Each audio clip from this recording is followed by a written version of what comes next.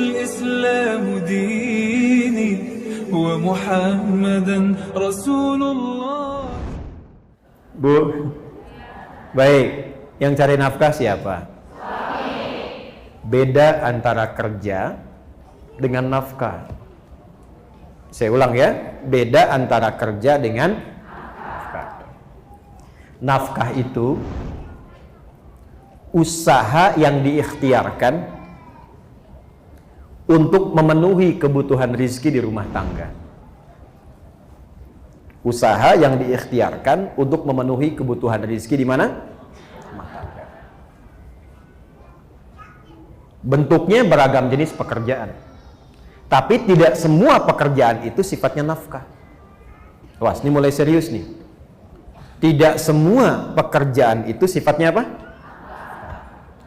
Karena nanti perempuan pun diperkenankan untuk beraktivitas dalam bentuk pekerjaan-pekerjaan dengan dua syarat utama nanti. Satu, bukan dipahami sebagai nafkah. Yang kedua, tidak mengganggu stabilitas di rumah tangga yang mengabaikan tugas-tugas pokoknya. Nanti saat masuk ke tugas pokok perempuan kita akan bahas itu. Kalau keluar dari sini sengaja bekerja misalnya dan dipahami sebagai nafkah, maka pasti, saya katakan pasti akan muncul persoalan-persoalan di rumah tangga. Jadi kalau sifatnya pencarian nafkah, itu tugas suami, bukan istri. Sepanjang ada kemampuan dan sudah Allah lekatkan itu semua, maka dia bergerak berikhtiar pun kebutuhan yang ada di rumah itu Allah akan penuhi. Cara menerangkan gampangnya begini, contoh. Di rumah ada suami A, perempuan di sini istri B, di sini B, ada anak 3 C, D, E. Nafkah itu begini, kalau suami A dia bekerja mencari yang halal dan baik, dapat berapapun dari pekerjaan itu akan Allah cukupkan untuk seluruh yang ada di rumah ini. Nanti hasilnya diberikan kepada istri, istri mengolah jadi untuk semua. Ya. Makanya nanti di Islam itu ada bab khusus. Nanti kalau bapak-bapak ngaji saya terangkan babnya. Bagaimana suami bisa mensupport mencari rizki yang baik, yang mencukupi, bahkan menyenangkan untuk istri sehingga mudah untuk mengolahnya. Tapi karena ini kajiannya untuk ibu, saya ingin katakan, suami dapat berapapun diberikan kepada istri, itu Allah akan buat cukup untuk sekeluarga. Sebaliknya, kalau istri memaksa, memahami untuk bekerja sebagai nafkah ke sini, maka sebanyak apapun yang dibawa ke rumah itu tidak akan pernah menjadi cukup untuk kebutuhan keluarga, dan selalu akan lahir persoalan-persoalan di dalamnya. Jelas? Zaman Nabi perawat ada yang jadi perawat, yang jadi guru ada, karena memang ada sifat-sifat pekerjaan yang memang mutlak perempuan ada di situ. Yang mengandung siapa? Yang melahirkan siapa? Perempuan. Masa yang periksa laki-laki? Saya ulang, yang mengandung siapa? Yang melahirkan siapa? Anu ngababarkeun saha? Istri, perempuan, ibu. Kok yang periksa laki-laki? Makanya di sini perempuan jadi perawat, perempuan jadi bidan, perempuan jadi dokter, perempuan jadi guru, boleh tidak? Boleh. Sayyidah Aisyah radhiyallahu taala anha, ummul mukminin, guru, pengajar, bahkan ada murid dari kalangan laki-laki pakai hijab tertentu. Jadi guru boleh, ya. Jadi pengajar boleh, jadi dokter boleh, silahkan. Sepanjang nanti ada bagian-bagian yang tidak boleh kemudian masuk ke dalamnya, karena itu bagian laki-laki. Kalau ibu ingin menyalurkan profesi, misalnya ada bakat tertentu mengajar, silahkan. Tapi jangan jadikan pengajaran itu bagian dari pencarian nafkah.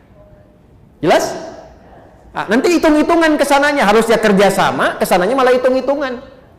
Ini harta aku ya, ini yang punya kamu ya. Kalau kita nanti berpisah, tuh kemarin baru nikah udah mikir berpisah.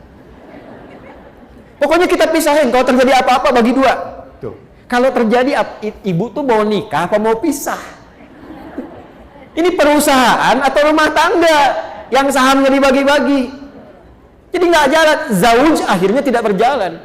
Kan nikah itu azwaja.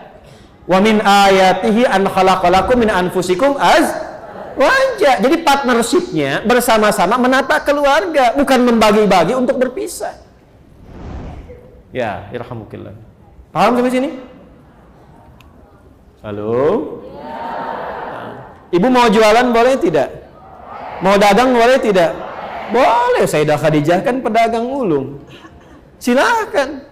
Tapi problemnya jangan sampai kemudian masuk ke ranah siapa? Laki-laki. Karena terjadilah kata Nabi, referensinya Musnad Imam Ahmad. Dalil, hadisnya. Kita pakai Quran hadis aja ya, biar lebih otentik. Hadisnya buka Musnad Imam Ahmad bin Hanbal radhiyallahu taala anhu rahimahullah. Musnad yang ke-6, Abdullah bin Mas'ud radhiyallahu taala anhu. Rawinya Abdullah bin Mas'ud.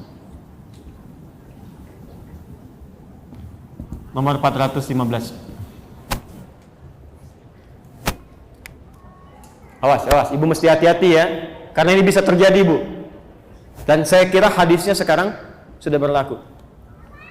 Inna baina yaday sa'ah atau inna baina yaday sa'ati. Sungguh masa-masa mendekat ke akhir zaman itu akan terjadi sebagai berikut. Sungguh masa-masa menjelang akhir zaman itu akan terjadi sebagai berikut. 1. Taslimul khassah.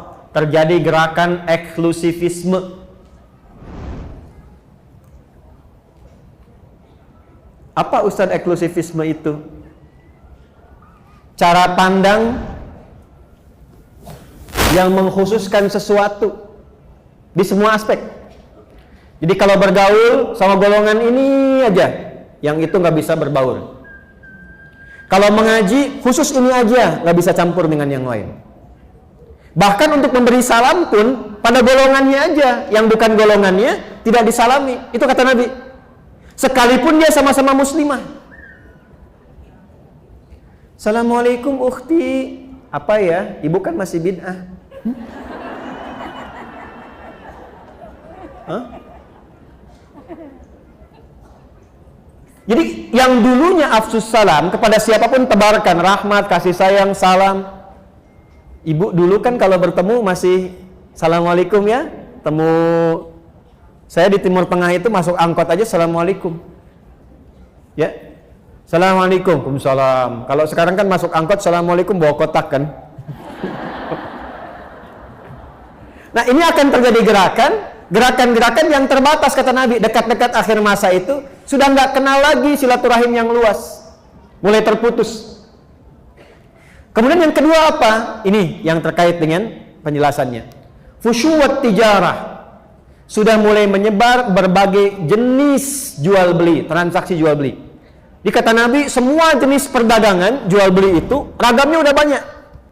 Sampai-sampai di hadis lain taqarrubul aswaq, cara mengakses dagangan itu jadi lebih mudah.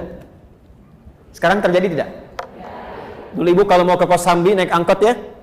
Ya, naik ojek jalan dapat di situ pulang kan? Sekarang keluarkan handphone, klik datang sendiri ya. Terjadi belum? Sudah terjadi? Dan sekarang luar biasanya ragamnya jadi banyak ya pilihannya. Klik makanan banyak semua pilihan.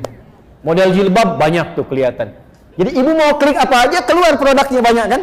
Di satu segmen itu banyak ragam. Kata Nabi mendekat kepada akhir zaman itu akan terjadi ragam banyak sekali dalam konteks kehidupan ekonomi. Dagangan modelnya banyak, satu menu bisa banyak. Ibu kalau keluar saya tuh bingung tuh. Sate aja sekarang banyak. Sate A, sate B, sate C, sate ini. Ya. Kemarin mau kurban grade-nya aja banyak ya. Kurban grade A, kurban grade B, kurban grade C dan sebagainya. Ya, yang jadi persoalan apa? Sampai-sampai saking banyaknya peluang berdagang itu, istri ikut membantu suami hadir di dalamnya. Fatu'inul mara'atu zawjaha fit tijarati, itu hadisnya. Maka suami mulai melibatkan istri dalam bisnis, dalam dagangnya. Atau kadang-kadang istri inisiatif nyusul suami pengen sama-sama dagang. Terjadi nggak sekarang? Kan? Kayaknya, Pak, Mama buka ini aja deh, gitu ya. Bapak ke kantor, Mama pengen buka ini. Salah tidak? Salah tidak? Sampai di sini hadisnya tidak menyoal. Ibu mau dagang? Silahkan. Ibu mau berniaga? Silahkan. Tapi yang jadi persoalan adalah ketika sudah mulai merasa sukses, baik dan seterusnya, istri naik posisi dan merasa melebihi suami, dan disitulah kemudian mengambil tanggung jawab nafkah dalam kehidupan rumah tangga. Muncul persoalan. Allahu Rabbi wal Islamu dini wa Muhammadan Rasulullah.